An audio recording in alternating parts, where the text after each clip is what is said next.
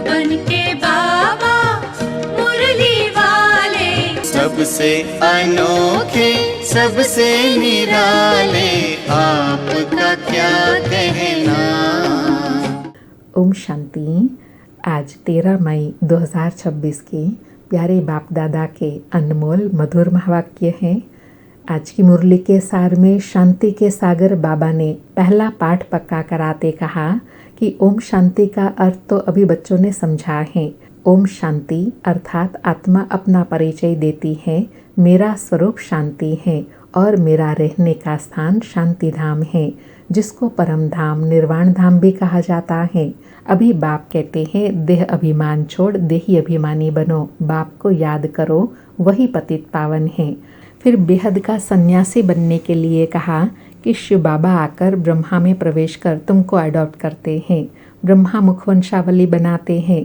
बाप कहते हैं मैं इनके बहुत जन्मों के अंत में प्रवेश करता हूँ, यह ब्रह्मा हमारा बन जाता है, संन्यास धारण करते हैं। बाबा कहे किसका संन्यास करते हैं? 5 विकारों का। घर बार छोड़ने की दरकार नहीं है, गृहस्थ व्यवहार में रहते पवित्र रहना है। बाबा कहते हैं माम एकम याद करो तो तुम्हारे विक्रम विनाश हो जाएंगे। यही योग है जिससे खाद निकलती जाएंगी और तुम सतो प्रधान बन जाएंगे। और विशेष कहा कि रूहों को ही ज्ञान चाहिए, रूह ही पतित बनती है, उनको ही रूहानी इंजेक्शन चाहिए। बाप को कहा जाता है रूहानी अविनाशी सर्जन।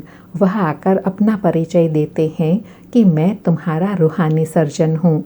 तुम्हारी आत्मा पतित होने के कारण शरीर भी रोगी हो गया है। बाबा कहे भारतवासी इस समय रो नर्क में पड़े हैं, इसको सॉवरेंटी स्वराज्य नहीं कहेंगे, लड़ते झगड़ते रहते हैं। अब बाप स्वर्ग में ले जाने के लायक बनाते हैं तो उनका मानना चाहिए ना। और लास्ट में विशेष कहा कि सदा स्मृति रहे कि हमें कोई साधारण मनुष्य नहीं पढ़ाते हैं, हमें स्वयं भगवान पढ़ाते हैं। बाबा कहे तुमको मुरली कौन सुनाते हैं? शिव बाबा परम धाम से आते हैं, पुरानी दुनिया पुराने शरीर में। बाबा कहे कोई को इस बात का निश्चय हो जाए कि स्वयं भगवान आकर पढ़ाते हैं तो बाप से मिलने के सिवाय रह नहीं सकेंगे। कहेंगे पहले बेहद के बाप से तो मिले, ठहर नहीं सकेंगे। कहेंगे बेहद का बाप जो स्वर्ग का मालिक बनाते हैं, उनके पास हमको फौरन ले चलो, तुरंत ले चलो, हम बाबा से मिलना चाहते हैं। बाबा कहे जो निश्चय बुद्धि होंगे वह सन्मुख आकर मिलेंगे। सुनते हैं प्यारे बाप दादा के अनमोल मधुर महावाक्य।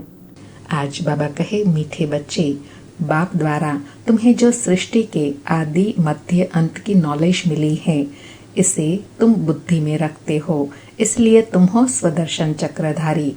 मीठे बच्चे, बाप द्वारा तुम्हें जो सृष्टि के आदि मध्य अंत की नॉलेज मिली है, इसे तुम बुद्धि में रखते हो, इसलिए तुम हो स्वदर्शन चक्रधारी। आज मुरली से प्रश्न है, रूहों को पावन बनाने के लिए रूहानी बाप कौन सा इंजेक्शन लगाते हैं? उत्तर में बाबा कहे मन मना भव का। यह इंजेक्शन रूहानी बाप के सिवाय कोई लगा नहीं सकता। बाप कहते हैं मीठे बच्चे तुम मुझे याद करो, बस याद से ही पावन बन जाएंगे। इसमें संस्कृत आदि पढ़ने की भी जरूरत नहीं। बाप तो हिंदी में सीधे शब्दों में सुनाते हैं।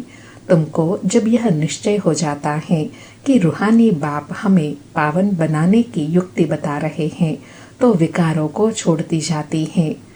ओम शांति। ओम शांति का अर्थ तो बच्चों को समझाया है। आत्मा अपना परिचय देती है।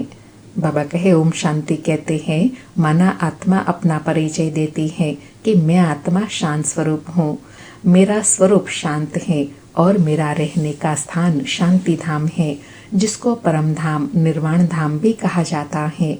बाप भी कहते हैं, क्या कहते हैं कि देह अभिमान छोड़ देही अभिमानी बनो, बाप को याद करो, वह है पतित पावन। यह कोई भी नहीं जानते कि हम आत्मा हैं, यहाँ आए हैं पार्ट बजाने। अब ड्रामा पूरा होता है, वापस जाना है, इसलिए कहते हैं मुझे याद करो तो तुम्हारे विक्रम विनाश होंगे। इसको ही संस्कृत में कहते हैं मन मना भव। बाप ने कोई संस्कृत में नहीं कहा है, बाप तो इस हिंदी भाषा में ही समझाते हैं।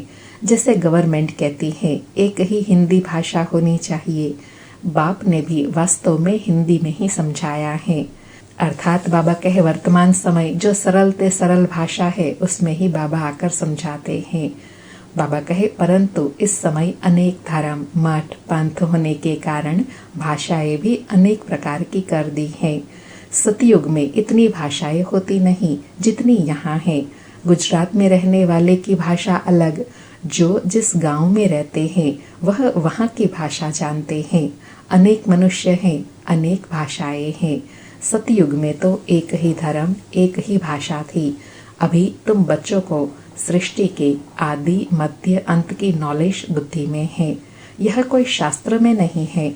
ऐसा कोई शास्त्र नहीं जिसमें यह नॉलेज हो। न कल्प की आयु का ही लिखा हुआ है, न किसी को मालूम है। सृष्टि तो एक ही है। सृष्टि का चक्र फिरता रहता है। नई से पुरानी, पुरानी से फिर नई होती है। इसको ही कहा जाता है स्वदर्शन चक्र। बाबा कहे जिसको इस चक्र का नॉलेज है इसको कहा जाता है स्वदर्शन चक्रधारी। आत्मा को ज्ञान रहता है यह सृष्टि चक्र कैसे फिरता है। वह फिर श्री कृष्ण को विष्णु को स्वदर्शन चक्र दे देते हैं। अब बाप समझाते हैं उन्हों को तो नॉलेज थी नहीं। सृष्टि के आदि मध्य अंत का नॉलेज बाप ही देते हैं। यह है स्वदर्शन चक्र। बाकी कोई हिंसा की बात नहीं जिससे गले कट जाए। यह सब झूठ लिख दिया है। यह नॉलेज बाप के सिवाय कोई मनुष्य मात्र दे न सके। मनुष्य को कभी भगवान नहीं कह सकते, जबकि ब्रह्मा विष्णु शंकर को भी देवता कहा जाता है। जो बाप की महिमा है वह देवताओं की भी नहीं। बाप तो राजयोग सिखा रहे हैं। ऐसे नहीं कहेंगे कि बच्चों की भी वही महिमा है जो बाप की है। बच्चे फिर भी पुनर्जन्म लेते हैं। बाप तो पुनर्जन्म में नहीं आते हैं। बच्चे बाप को याद करते हैं। ऊंचे ते ऊंचा है भगवान, वह सदा पावन है। बच्चे पावन बन फिर पतित बनते हैं। बाप तो है ही पावन। अर्थात आत्मा और परमात्मा में ये अंतर है।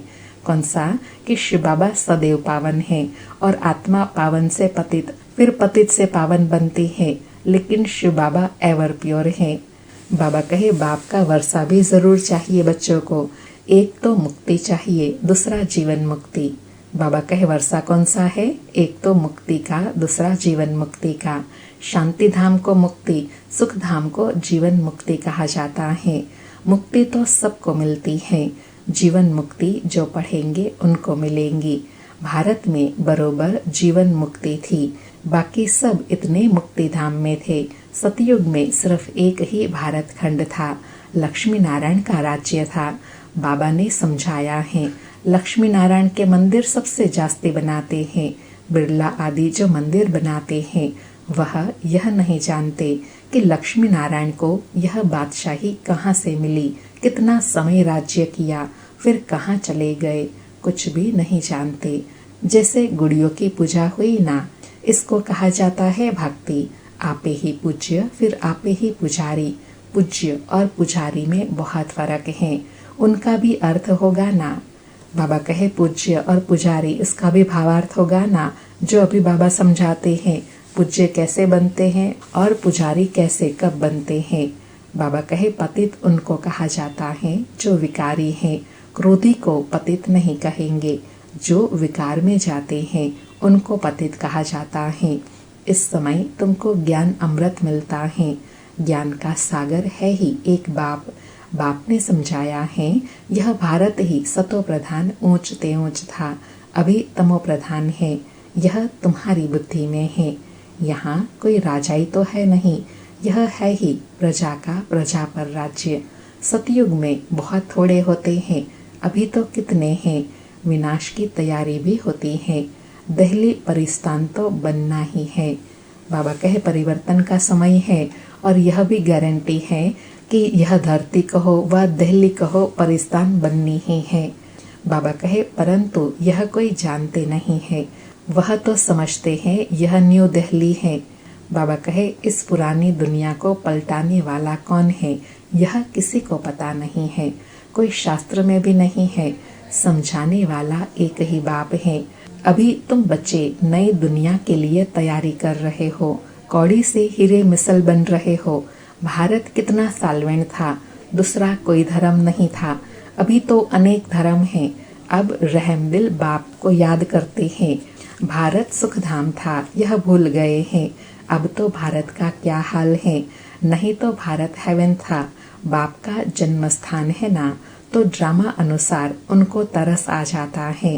भारत तो प्राचीन देश है, कहते भी हैं बरोबर क्राइस्ट से 3000 वर्ष पहले भारत स्वर्ग था और कोई धर्म नहीं था। अभी तो यह भारत बिल्कुल पट आकर पड़ा है। गाते तो हैं भारत हमारा देश सबसे ऊंच था, नाम ही था हेवन स्वर्ग। भारत की महिमा का भी कोई को पता नहीं है। बाप ही आकर भारत की कहानी समझाते हैं। भारत की कहानी माना दुनिया की, इसको सत्यनारायण की कहानी कहा जाता है। बाप ही बैठ समझाते हैं। पूरे 5000 वर्ष पहले भारत में लक्ष्मी नारायण का राज्य था, जिन्हों के चित्र भी हैं, परंतु उन्हों को यह राज्य कैसे मिला? सतयुग के आगे क्या था, संगम के आगे क्या था? कलयुग, यह है संगम युग, जिसमें बाप को आना पड़ता है, क्योंकि जब पुरानी दुनिया को नया बनाना हो तब मुझे आना पड़ता है, पतित दुनिया को पावन बनाने। मेरे लिए फिर कह दिया है सर्वव्यापी। बाबा कहे मैं इतना सारा आकर कार्य करता हूँ, फिर भी मेरे लिए कह दिया है सर्वव्यापी। युगे युगे आता है, तो मनुष्य ही मूंझ गए हैं। संगम युग को सिर्फ तुम जानते हो। तुम कौन हो बोर्ड पर लिखा हुआ है, प्रजापिता ब्रह्मा कुमारी। ब्रह्मा का बाप कौन है? शिव, ऊंच ते ऊंच। बाबा कहे पीछे है ब्रह्मा, फिर ब्रह्मा द्वारा रचना होती है। पीछे अर्थात कल्प वृक्ष में, झाड़ में बिल्कुल लास्ट में है ब्रह्मा बाबा, फिर उनके द्वारा ही स्थापना होती है। प्रजापिता तो जरूर ब्रह्मा को ही कहा जाता है, शिव को प्रजापिता नहीं कहेंगे। शिव सभी आत्माओं का निराकार बाप है। फिर यहाँ आकर प्रजापिता ब्रह्मा द्वारा अडॉप्ट करते हैं। बाप समझाते हैं, क्या समझाते हैं? मैंने इनमें ब्रह्मा में प्रवेश किया है, उन द्वारा तुम मुख वंशावली ब्राह्मण बने हो। ब्रह्मा द्वारा ही तुमको ब्राह्मण बनाई, फिर देवता बनाता हूँ। अभी तुम ब्रह्मा के बच्चे बने हो। ब्रह्मा किसका बच्चा?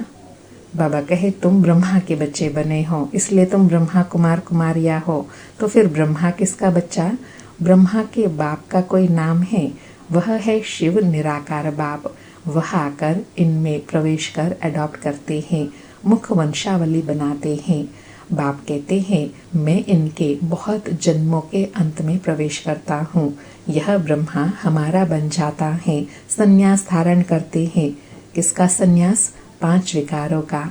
बाबा स्पष्ट कर रहे हैं कि मैं ब्रह्मा को अडॉप्ट करता हूँ, उनको संन्यास कराता हूँ। किसका संन्यास? 5 विकारों का। बाबा कहे घर बार छोड़ने की दरकार नहीं, गृहस्थ व्यवहार में रहते पवित्र रहना है।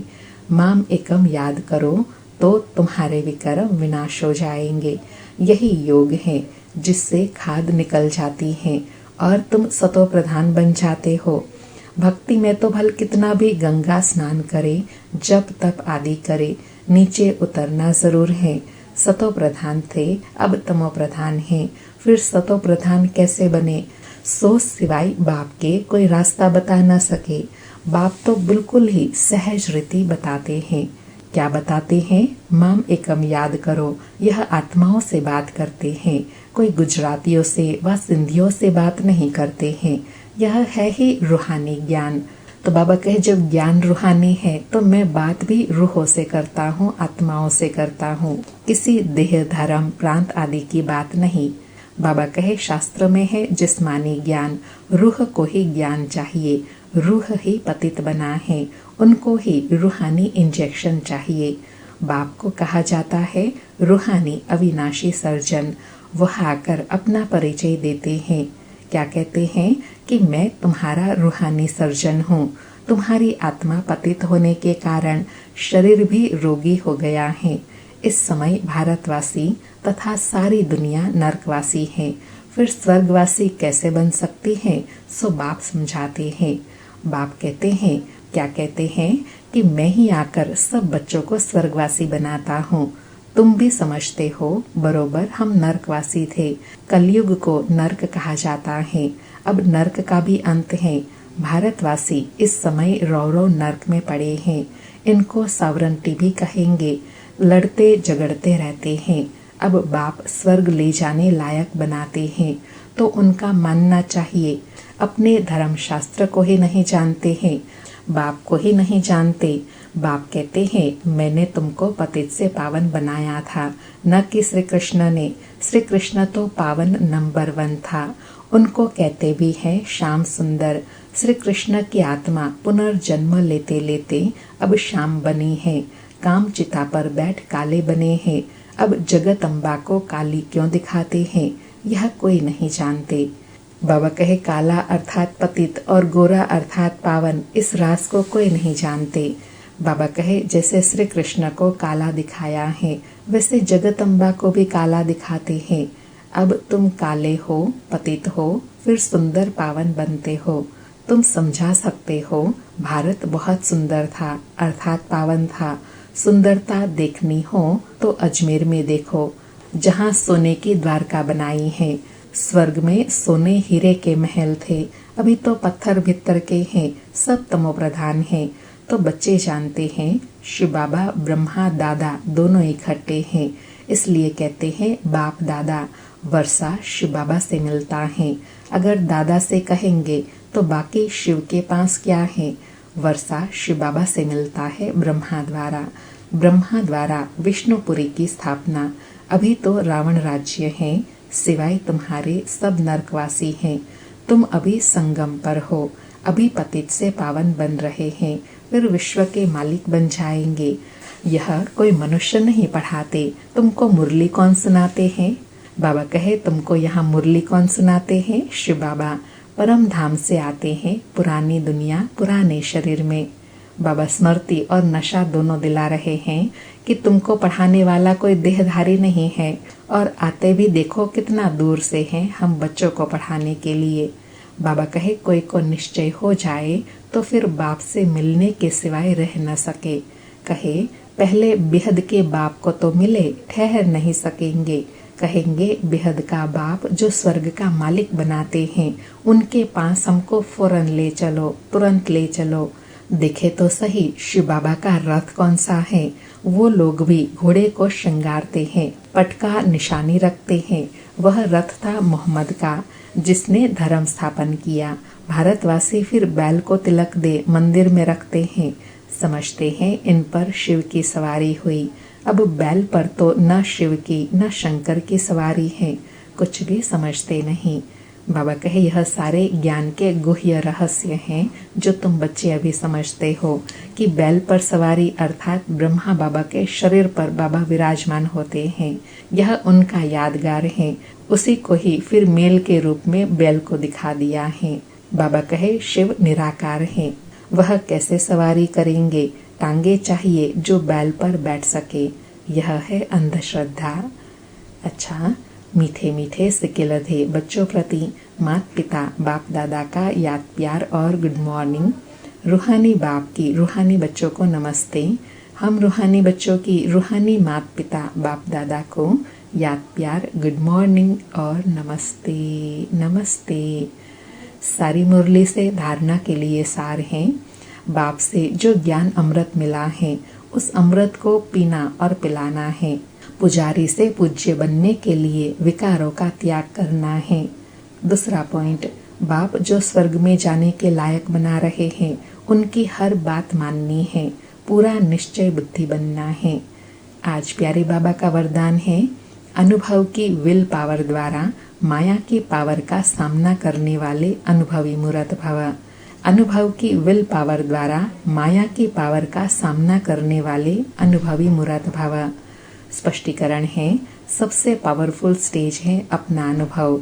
अनुभवी आत्मा अपने अनुभव की विल पावर से माया की कोई भी पावर का, सभी बातों का, सर्व समस्याओं का सहज ही सामना कर सकती है और सभी आत्माओं को संतुष्ट भी कर सकती है। सामना करने की शक्ति से सर्व को संतुष्ट करने की शक्ति अनुभव के विल पावर से सहज प्राप्त होती हैं। इसलिए हर खजाने को अनुभव में लाओ, अनुभवी मूर्त बनो। बाबा कहे माया का सामना करने की पावर कहाँ से आती है? अनुभव की विल पावर से। तो जितना जो बाबा कहते हैं ना, ज्ञान का, गुणों का, शक्तियों का अनुभव करते जाएंगे, जिससे अनुभवी मूर्त बनते जाएंगे। और अनुभवी मूर्त अर्थात शक्तिशाली आत्मा, जो माया की व दुनिया की कोई भी परिस्थिति हो उसको सहज पार कर सकता है। आज का स्लोगन है, एक दो को देखने के बजाय स्वयं को देखो और परिवर्तन करो।